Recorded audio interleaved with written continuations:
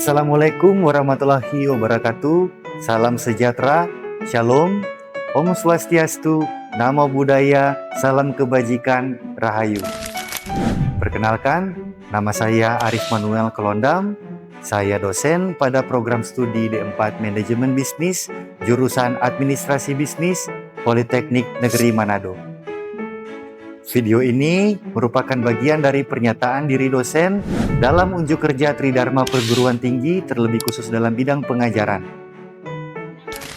Adapun mata kuliah yang akan ditampilkan dalam video ini adalah mata kuliah Manajemen Pemasaran dengan bobot SKS banyak 2 SKS untuk mahasiswa semester 4. Capaian pembelajaran dalam mata kuliah ini adalah yang pertama, menunjukkan sikap bertakwa kepada Tuhan Yang Maha Esa, religius, serta menjunjung tinggi nilai kemanusiaan, moral, etika akademik, dan tanggung jawab mandiri dalam melaksanakan tugas di bidang keahlian manajemen pemasaran.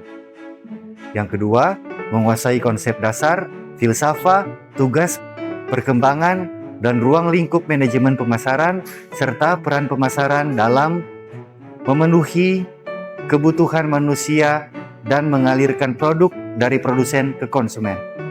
Yang ketiga, mampu mengidentifikasi dengan potensial, menguasai pengetahuan analisis kebutuhan dan kepuasan konsumen, serta menjelaskan konsep pasar, jenis pasar, motif, dan perilaku pembeli. Yang keempat, mampu menerapkan strategi pemasaran menyeluruh, menetapkan tujuan perusahaan, melakukan penilaian kekuatan dan kelemahan perusahaan, rencana strategis, serta strategi penetrasi pasar dan praktik rencana penjualan demi meningkatkan volume penjualan. Mampu melakukan analisis harga, penentuan lokasi, praktik penjualan, aktivitas promosi yang efektif, menjaga mutu pelayanan, serta melakukan analisis pesaing industri secara komprehensif. Adapun CPL Prodi yang dibebankan pada mata kuliah, yang pertama adalah bertakwa kepada Tuhan Yang Maha Esa dan mampu menunjukkan sikap religius. Yang kedua, menjunjung tinggi nilai kemanusiaan dalam menjalankan tugas berdasarkan agama, moral, dan etika. Yang ketiga, menunjukkan sikap bertanggung jawab atas pekerjaan di bidang keahliannya secara mandiri. Yang keempat, menguasai pengetahuan tentang manajemen pemasaran, termasuk strategi pemasaran, menjaga mutu pelayanan dan penjualan yang efektif untuk keperluan analisis kebutuhan pelanggan. Yang kelima, mampu menjelaskan perkembangan manajemen pemasaran dalam ruang lingkup manajemen pemasaran dan peranan pemasaran dalam perusahaan. Kemudian, capaian pembelajaran mata kuliah atau CPMK untuk mata kuliah manajemen pemasaran ini yang pertama, mampu memahami, menjelaskan, dan menginternalisasi konsep dasar dalam lingkup pemasaran dalam perusahaan. Yang kedua, mampu menganalisis lingkungan pemasaran internal dan eksternal, mengidentifikasi pasar sasaran dan perilaku pembeli, serta merancang prosedur riset pemasaran secara terukur. Yang ketiga, mampu merumuskan strategi inti pemasaran dalam bentuk STP, segmentation, targeting, and positioning, serta mendesain bauran pemasaran atau marketing mix yang terintegrasi untuk produk dan jasa. Yang terakhir, CPMK 4, mampu mengidentifikasi posisi persaingan, merancang strategi komunikasi pemasaran, baik digital, baik konvensional, dan menganalisis peluang pasar global, serta menyusun rencana kerja dan sistem pengendalian yang bertanggung jawab. Dalam video ini akan ditampilkan aktivitas mengajar di dalam kelas yang akan diawali dengan pembukaan, kemudian akan dilanjutkan dengan pembahasan RPS, dan selanjutnya mahasiswa akan kembali mengenai materi di minggu sebelumnya, kemudian akan masuk pada materi yang akan dibahas, yaitu materi pada pertemuan ke-10 sesuai RPS, dan akan dilanjutkan dengan tanya jawab, dan akan dilanjutkan dengan pengerjaan tugas. Selamat menyaksikan.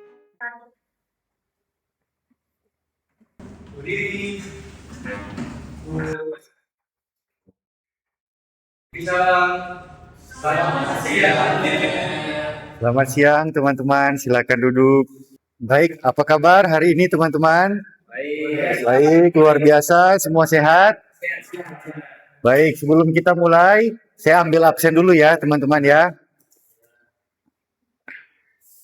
Sandi Manopo hadir? Hadir. Nathanael Sango? Hadir. Rafael Tamawiwi? Andika Tangu? Wensi Solo? Olan Pendom? Zeta?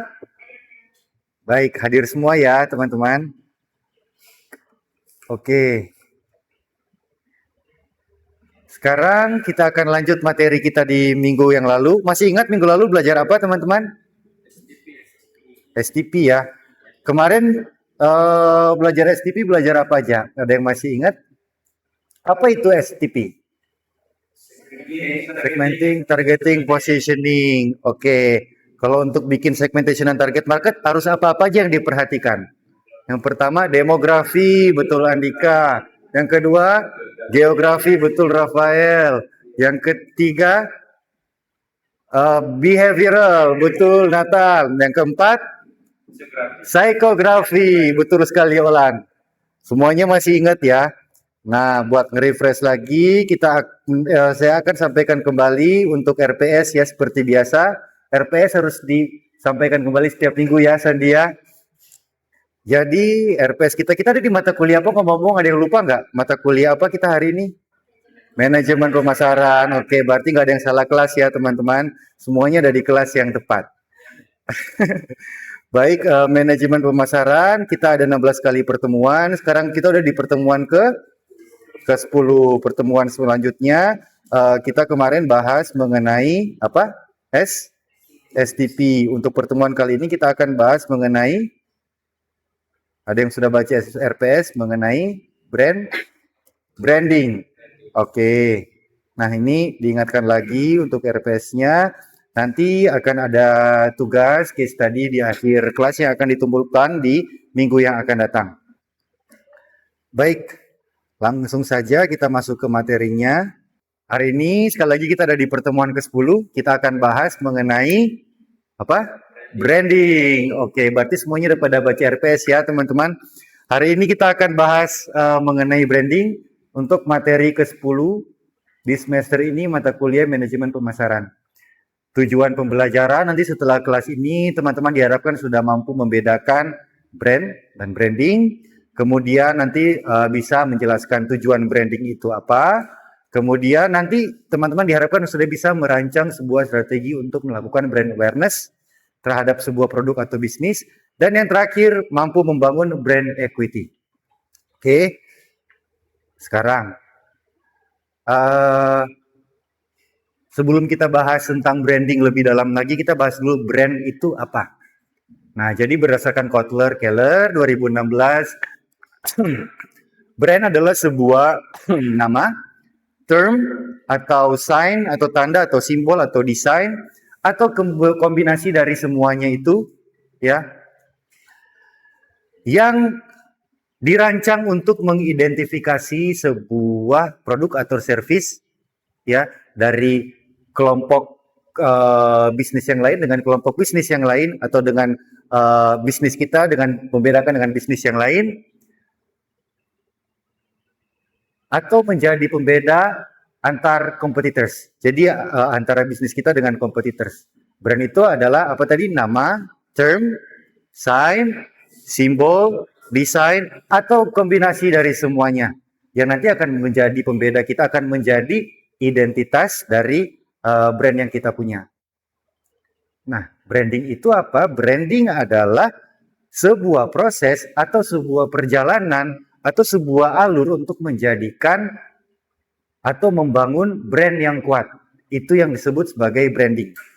Ya. Dengan adanya branding, produk dan service itu bisa mendapatkan sebuah brand yang kuat.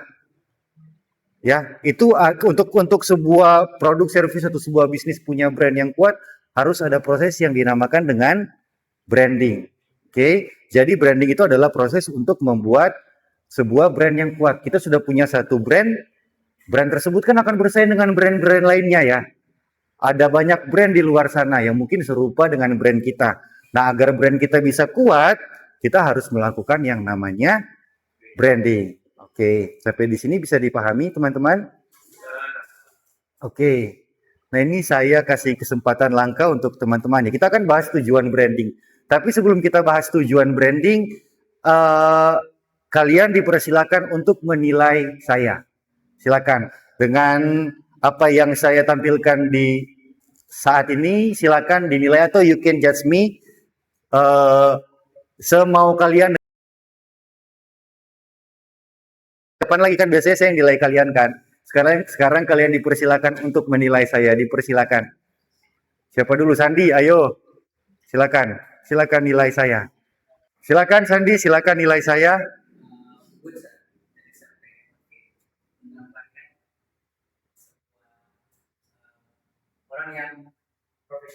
Oke, yang pertama profesional, yang kedua, ayo ada lagi.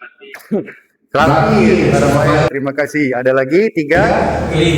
Clean, clean, profesional, rapi, clean. Oke, ada lagi. Ada lagi. Keempat, terakhir, Andika. Good looking. Oke, atau penampilannya menarik ya. Baik, terima kasih teman-teman sudah menghakimi saya, sudah menjudge saya. Terima kasih banyak. Apa yang kalian nilai tentang yang kalian lihat dari saya hari ini, itu sudah saya rancang dari awal. Jadi by intention. Apa baju yang saya pilih, bagaimana cara saya menata rambut saya, itu sudah saya rancang, atau by intention saya datang dengan satu paket seperti ini. Itu akan berbeda ceritanya kalau saya datang dengan celana sobek, rambut gondrong, jaket kulit, mungkin penilaiannya akan berbeda. Oke, kurang lebih seperti itulah branding. Kalau saya dinilai profesional, dinilai rapi, dinilai good looking, karena itu adalah apa yang kalian lihat, apa yang ingin saya ciptakan untuk kalian nilai itu. Itulah yang saya rancang dari awal, dari begitu sebelum saya keluar rumah sudah saya rancang demikian supaya nanti pendapat kalian tentang saya adalah seperti apa yang saya intensikan, apa yang saya mau. Jadi semuanya by intention. Oke. Kemudian lanjut ke tujuan branding. Yang branding tadi yang pertama adalah membangun identitas. Seperti yang sudah dicontohkan tadi, kalian sudah menilai saya. Kalian menilai saya dengan value proposition yang saya punya. Saya adalah orang yang rapi, saya adalah orang yang profesional, tentu saja value proposition yang saya miliki di diri saya, orang-orang harus tahu kan. Semua orang harus tahu. Kalau orang-orang tidak tahu atau tidak dikomunikasikan kepada orang-orang, sedangkan marketing itu kan tentang komunikasi ya. Marketing itu adalah tentang mengkomunikasikan value proposition kita atau produk atau service yang kita punya sedetail-detailnya kepada pelanggan, kepada konsumen gitu. Nah, jadi saya punya value proposition di mana saya profesional, di mana saya rapi dan lain sebagainya. Itu harus ditunjukkan, harus orang-orang atau market di mana saya menuju itu harus tahu. Gitu. Kalau dalam hal ini dalam cara berpakaian, cara bertutur kata dan lain sebagainya. Begitu juga dengan brand. Ada banyak sekali cara brand membangun brandingnya. Dari logo itu sendiri tadi sudah disampaikan, brand disebut nama, logo, desain dan sebagainya. Nah, yang pertama tujuan branding tadi membangun identitas. Saya sudah dinilai sebagai orang profesional dari apa yang saya tampilkan, dari branding yang saya rancang. Begitu juga dengan sebuah bisnis. Teman-teman membangun sebuah brand, sebuah produk, sebuah bisnis. Dengan branding yang kuat, maka identitasnya akan kuat juga. Sampai di sini bisa dimengerti? Nah, membangun identitas itu bisa dengan mengkomunikasikan value proposition, unique selling point yang kita punya, dan mengkomunikasikan positioningnya. Seperti yang kalian lihat di gambar ya teman-teman ya. Ada salah satu brand high end yang warna orange dan salah satu brand fast fashion yang sampingnya lagi itu. Brand yang warna orange ini dari packagingnya sudah bagus ya, packaging kotak, kertas, pakai pita gitu ya. Begitu juga kalau ke store-nya, brandingnya sangat-sangat bagus sekali ya, mewah. Ya karena itu yang mereka tawarkan, itu value proposition yang mereka tawarkan, yaitu sebuah eksklusivitas, ya, satu hal yang premium, dan lain sebagainya. Tentu saja market mereka tidak akan menghargai value proposition yang mereka tawarkan ya jika branding yang mereka buat atau apa yang mereka tawarkan tidak sesuai gitu. Coba bayangkan kalau brand orange ini pakai plastik kresek gitu atau plastik packaging yang tidak menarik gitu, maka tidak akan muncul identitas yang diharapkan oleh brand tersebut kan. Nah begitu juga sebaliknya, kantong yang sebelahnya ingin dianggap terjangkau, murah gitu, bisa dijangkau oleh semua orang. Akan berbeda ceritanya kalau dia pakai packaging yang bagus, yang keren, yang mewah, akan dianggap mahal, akan menjauhkan dia dari customer yang dia sasar. Seperti itu bisa dimengerti teman-teman. Nah, seperti gambar di atas. Kira-kira gambar di atas itu menggambarkan itu sama-sama ini ya, sama-sama supermarket kurang lebih ya. Yang di atas, yang di bawah, kira-kira bedanya apa?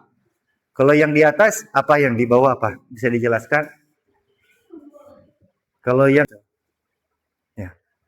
Kira-kira ada yang bisa membedakan gambar yang di atas, gambar yang di bawah? Gambar yang di atas kira-kira seperti apa? Terlihat lebih rapi. Terlihat lebih rapi, Nathan. Ada lagi? Terlihat lebih premium, Desa. Ada lagi? Tersortir atau tertata dengan baik ya. Dari segi merchandising-nya. Terima kasih, Rafael. Apalagi? Kalau yang di bawah? Kalau yang di bawah? Kalau yang di bawah itu cenderung lebih kurang rapi, apalagi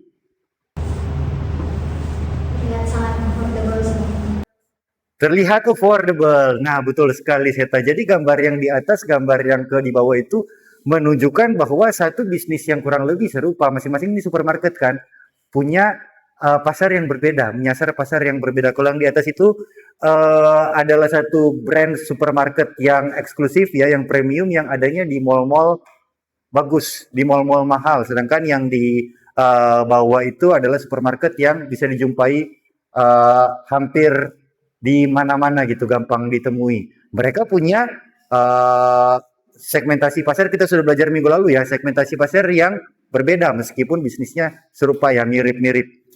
Kalau yang di atas dia menjangkau dari demografinya, dia menjangkau high end ya, sehingga dia harus membangun identitas ya yang bisa diterima oleh pasar yang dia tuju itu. Begitu juga dengan supermarket yang di bawah, harus membangun identitas di mana dia bisa diterima di pasar yang dia tuju.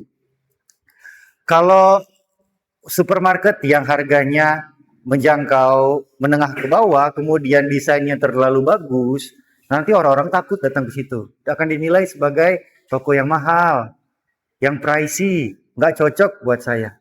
Nah, berarti identitas yang diharapkan tidak terbentuk. Sehingga penting ada melakukan branding yang sesuai, yang cocok. Branding itu ya teman-teman harus sesuai dengan market yang kita tuju ya. Lihat dulu demografinya, lihat behavioral psychography-nya, kemudian kita bangun branding sesuai dengan market. Kita ingin market kita menganggap apa tentang kita, itulah yang kita bangun. Kalau kita ingin dianggap murah dan terjangkau, maka kita bangun branding yang bisa mengasosiasikan itu dari sudut pandang pelanggan kita atau customer kita. Bisa dimengerti sampai sini? Selanjutnya tujuan yang kedua adalah untuk memperkuat atau memperkokoh brand awareness atau rekognisi. Tadi Anda bisa ngenalin nggak ini yang di kiri ini siapa? Elvis Presley gitu ya. Ini Elvis Presley tanpa ada mukanya, tanpa ada wajahnya terlihat clear. Kenapa Nathan bisa menyimpulkan bahwa ini Elvis Presley?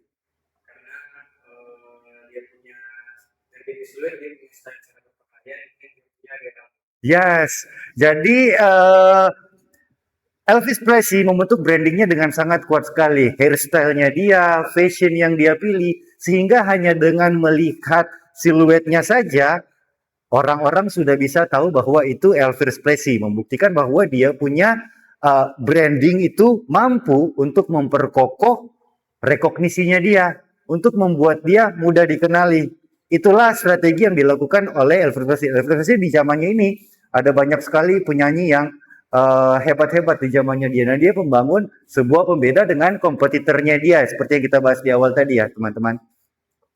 Sehingga hanya dengan siluet seperti ini saja, kita mampu mengenali bahwa ini Elvis Presley dari branding yang dia bangun, dari rambutnya, gaya berpakaiannya, style posenya, dan lain sebagainya. Nah, barusan di Piala Dunia di World Cup kemarin ada beberapa brand yang disensor, yang ditutup. Mungkin teman-teman sudah tahu ya cerita ini ya. Disensor karena bukan sponsor dari FIFA atau World Cup. Jadi ada beberapa brand terkenal di Amerika yang mereka mensponsor atau punya stadium tersebut tidak bisa menampilkan brandnya karena bukan sponsor dari perhelatan tersebut. Seperti yang digambar ini teman-teman tahu semua nggak yang putih itu? Nah itu ya itu Levi's atau salah satu brand terkenal, fashion terkenal. Makin dia ditutup ya teman-teman, makin dia mendapatkan attention ya, makin dia mendapatkan exposure dari berita ini ya, karena orang-orang sudah terlanjur bisa merekognisi brand ini. Meskipun dia ditutup, yang terlihat hanya shape-nya saja, tetapi orang bisa menyimpulkan bahwa ini adalah brand tersebut. Levi's dalam hal ini. Oke, karena dia punya branding yang kuat yang menghasilkan apa? Dia bisa direkognisi dengan baik oleh customer-nya. Baik, sampai di sini bisa dimengerti. Nah, elemen yang mempengaruhi di sini ada brand name, slogan, logo, packaging, color palette, dan lain sebagainya. Hah? Oke. Kemudian yang terakhir tentang memperkokoh brand equity. Brand equity ini adalah value added ya, atau sesuatu yang kita dapat dari membangun brand yang kuat gitu. Misalkan kita mau datang ke rumah makan gitu, kita mau datang ke rumah makan, mau makan ke restoran, mas minta, misalkan kita mau order air mineral, kadang-kadang kita udah langsung mengasosiasikan ke brand tertentu ya. Misalkan, mas saya minta brand A dong, walaupun yang muncul brand B atau brand C, brand D, tetapi orang-orang sudah memahami, mengerti gitu, bahwa kita sedang merefer kepada suatu, bahwa kita sedang meminta air mineral gitu. Bisa dimengerti teman-teman? Begitu juga untuk produk tertentu ya, untuk produk mie atau produk mie instan dan lain sebagainya. Ada berbagai macam merek ya. Walaupun kita nggak makan merek yang disiapkan oleh rumah makan itu, tapi kita minta aja, saya pengen pesan ini mie 3 porsi gitu teman-teman. Tetapi yang muncul brand lain kita nggak apa-apa, gitu kan? Karena itu sudah terasosiasikan, itu adalah salah satu contoh memperkokoh brand equity karena sudah jadi top of mind-nya customer kita, brand tersebut. Bahkan ada some certain cases di mana kita nggak mau mengganti brand kita itu ya. Jadi sudah sampai menjurus ke brand loyalty. Misalkan untuk produk-produk tertentu yang cewek-cewek punya shampoo satu dari dulu sampai sekarang pakainya itu nggak mau ganti. Kalau tiba-tiba ganti, tiba-tiba berasa ketombean dan lain sebagainya. Itu kan. Kalau misalkan kita punya sabun mandi tertentu, nggak mau ganti. Atau kadang-kadang orang tua punya pilihan susu formula untuk anaknya. Kalau udah punya satu pilihan, nggak mau ganti lagi dengan brand yang lain. Nah, jadi tadi dengan membangun identitas yang kuat, membangun rekognisi yang kuat, membangun equity yang akan menghasilkan nanti sebuah loyalty pada brand yang kita buat. Oke, baik teman-teman, ada pertanyaan sampai sini? Ada yang ingin bertanya? Silakan Andika. Sudah kecil itu sebenarnya. Menurut saya personal branding yang bagus itu bagaimana? Oke, baik Andika, terima kasih banyak atas pertanyaannya. Jadi branding ini, sebelum menjawab pertanyaannya Andika, saya jelaskan dulu bahwa branding ini tidak hanya dipakai untuk produk atau jasa atau bisnis benda mati saja, tetapi sekarang ada istilah personal branding di mana bisa dipakai untuk a person ya, atau untuk seseorang. Personal branding yang baik itu seperti tadi dicontohkan bahwa harus identitasnya harus terbentuk. Ya, rekognisinya harus terbentuk. Kemudian brand equity-nya pun harus terbentuk. Salah satu contoh branding yang paling bagus ya adalah kalau kalian tahu Deddy Corbuzier sekarang, dulu ada Deddy Corbuzier yang zaman pesulap gitu ya. tatanan rambutnya, cara berbicaranya, itu adalah salah satu contoh sederhana dari personal branding. Eh, Kemudian dia beralih atau dia melakukan rebranding dari personal branding yang lama ke personal branding yang baru, dan menurut saya itu salah satu rebranding yang paling berhasil juga karena dia bisa melepaskan diri dari Bapak Deddy Corbuzier yang matanya berwarna hitam dan rambut berbentuk buah hati gitu. Orang bisa melupakan itu dan fokus dengan karakter yang dia bangun atau personal branding yang dia bangun saat ini. Jadi personal branding itu bisa dilakukan, bisa dibentuk sebuah persona untuk memperkuat identitas, dan salah satu yang paling berhasil yang menurut saya adalah dari Bapak Deddy Corbuzier. Ini berhasil. Baiklah, jika sudah tidak ada pertanyaan lagi teman-teman, maka untuk tugas minggu yang akan datang, silakan dibagi kelompok atau melanjutkan kelompok minggu kemarin. Nanti akan membahas studi kasus yang sudah dibagikan melalui grup. Baiklah, tugasnya jangan lupa dikirim H-1 sebelum pertemuan selanjutnya. Demikian kelas hari ini teman-teman, semoga ada yang baru yang bisa dipelajari. Sampai berjumpa di pertemuan selanjutnya. Assalamualaikum warahmatullahi wabarakatuh. Salam sejahtera untuk kita semua.